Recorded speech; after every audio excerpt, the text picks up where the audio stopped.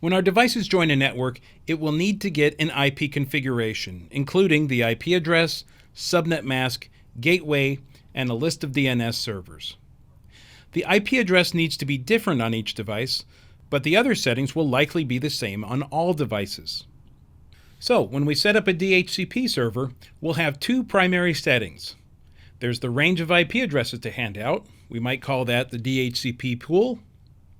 And we have to determine a lease time. That means once we hand out a configuration, how long is it good for? Now, on your home router, it probably defaults to a 24-hour DHCP lease time. But of course, if you go to a Starbucks, a McDonald's, or an airport, you might find the DHCP lease time drops to, say, 1 or 3 hours. Let's walk through the process and we'll see why. So here we have a device that wants to join the network. It needs to contact the DHCP server for an address, right? But it doesn't know where the DHCP server is. So how does it reach that? A device will send the DHCP request as a broadcast message. Now, the broadcast message is a special type of message that goes to every port on the network. Everyone else will ignore this, but the DHCP server will hear it and respond with an IP configuration.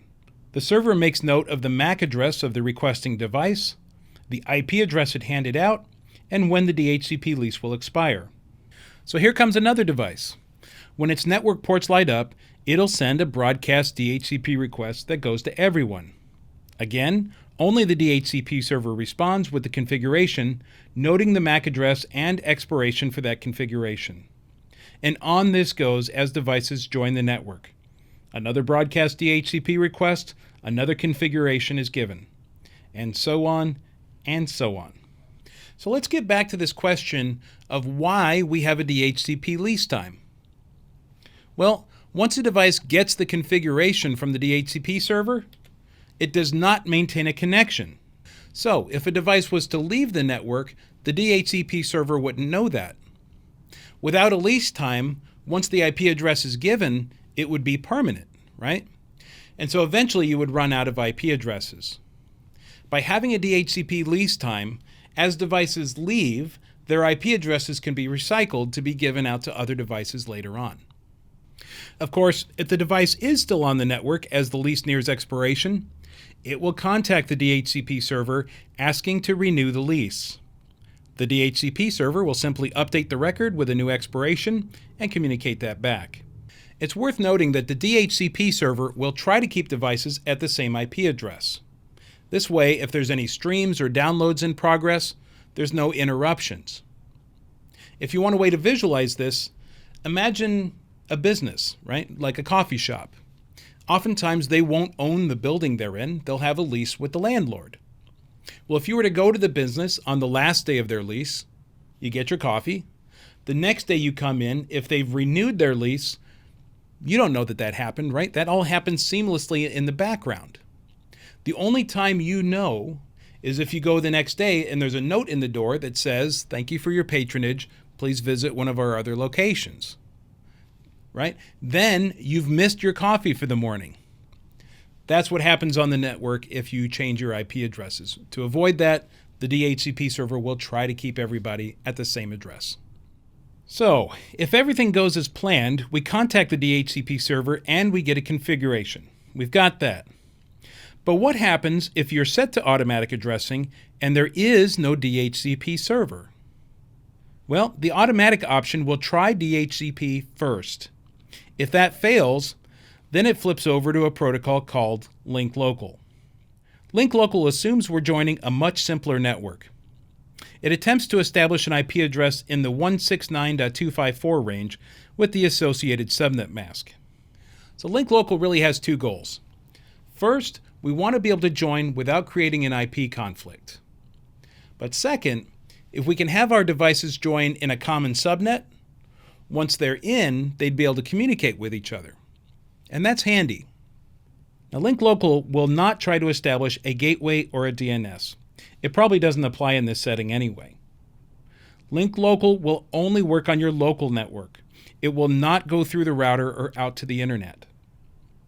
So, if DHCP looked like this, with the router, firewall, and the whole bit there, then Link Local looks like this. It looks a lot more stark, doesn't it? Using link local, a device joining the network will pick an address at random in the 169.254.anything range. It will then send an ARP who has request. This is a broadcast message going to all ports on the network. Basically, it's asking, is anybody using this address? In this case, wouldn't you know it, the first device there is using that IP address. So it will offer an ARP response saying, yes, I'm using this address. Please choose another. The device picks another address at random and sends an ARP who has request again. So this gets to an interesting point. If I send an ARP request and somebody is using that IP address, I'll get a response. But if I send an ARP request and nobody's using that address, I don't get a response.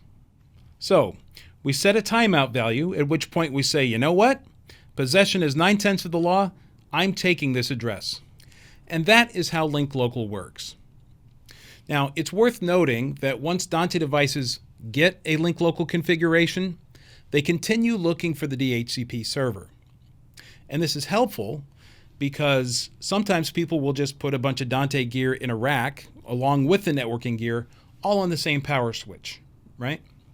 It's not uncommon for your Dante devices to boot up faster than your network switch.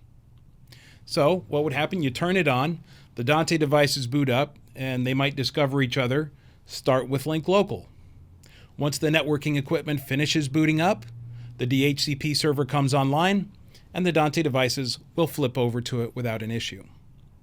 So in summary, when we set a device to automatic IP configuration, it will try DHCP first.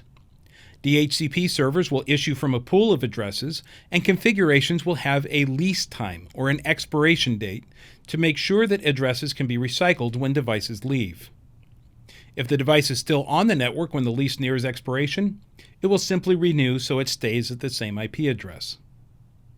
If there is no DHCP server found, then devices will use link local as the backup plan. They'll choose an address at random in the 169.254 range and send an ARP request to make sure it's available. If it turns out another device is using that address, then it picks another IP address at random until it finds an available address. In the event that a Dante device gets an address by link local, it will continue to watch for a DHCP server.